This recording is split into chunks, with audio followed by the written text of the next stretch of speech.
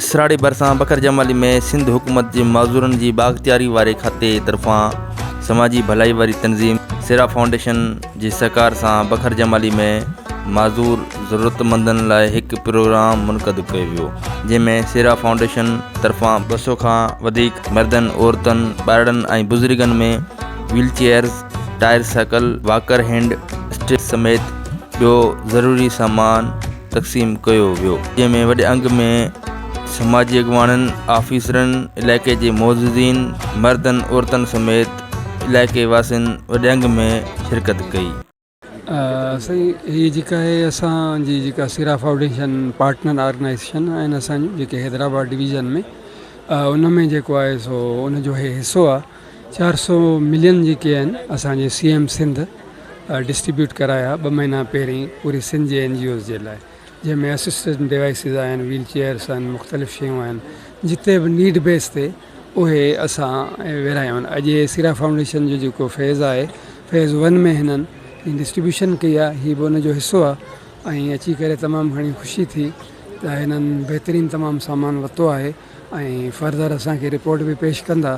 उन ते सेरा फाउंडेशन माशाअल्लाह जसल हणे ऐं सुठो कमु करे पई। 100 प्लस आहिनि जेके DPT जे डिपार्टमेंट सहकार सां मतिलबु गवर्नमेंट ऑफ वॉलंटियर्स के गुजारिश है तक जी शुक्र जो स्पेशल पर्सन असांजो लेटर एक्सेप्ट करे उन जो महिरबानी ऐं DPT जे सहकार सां असां 200 प्लस माण्हुनि खे ये सामान ॾेई रहिया आहियूं। असिस्टेंट स्कूल इंशाल्लाह असांजा प्रोग्राम हलनि पिया, कोशिशूं आहिनि, इंशाल्लाह उहो जल्द असां कंदासीं।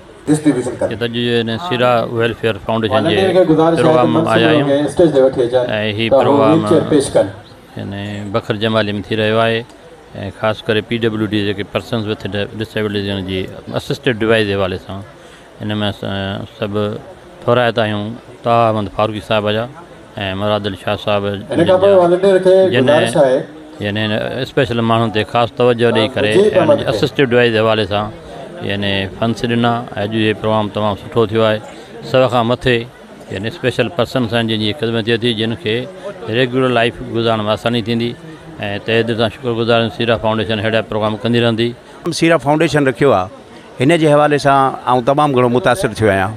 हीअ ख़ासि करे असांजो CM साहिबु ऐं सेक्रेटरी DPD ताहा अहमद फारूकी साहिबु, हीअ जेको ॿारनि जी ऐं हिननि जी डिसेबल जी जेका ख़िदमत आहे हीअ लिकल हुआ अॻु मां, हाणे हींअर हुननि जे सेरा फाउंडेशन जे थ्रू हीअ ॿाहिरि आया आहिनि, साम्हूं आया आहिनि, ज़ाहिर थिया आहिनि। माशाअल्लाह अॼु असांजे बखर जमाली जे इलाइक़े में सेरा फाउंडेशन वारनि जे तरफ़ां प्रोग्राम मुनक़द कयो वियो, जिन में जेके बि ज़रूरतमंद हुया उन्हनि खे पंहिंजे मज़दूरी जी ज़रूरत जूं शयूं फ़राहम कयूं। अल्हम्दुलिल्लाह तमामु बहितरीनु सहारो मिली वियो। असीं अलाह साईं खां दुआ घुरियूं त इन जे जेके बि मर्कज़ी अॻुवान आहिनि या जेके इन फाउंडेशन खे हलाइनि पिया, अलाह ताला उन्हनि खे तमामु तौफ़ीक़ करे जेके अॻिते इन मिशन खे हलाइनि ऐं अलाह साईं उन्हनि खे ॿिन्ही जहाननि जी भलाई नसीब करे। असांखे वधि मां वधि ख़ुशी थी आहे, तमामु बहितर ख़ुशी थी आहे जी महिरबानी। असां जॾनि जी मदद कई अथनि, अलाह साईं हिननि खे अञा अॻिते वधाईंदो, अलाह साईं हिननि खे अञा आबाद कंदो, अलाह कंदो इन सिलसिले खे अञा अॻिते वधाईंदा हलंदा। बिस्मिल्लाहिर्रहमानिर्रहीम।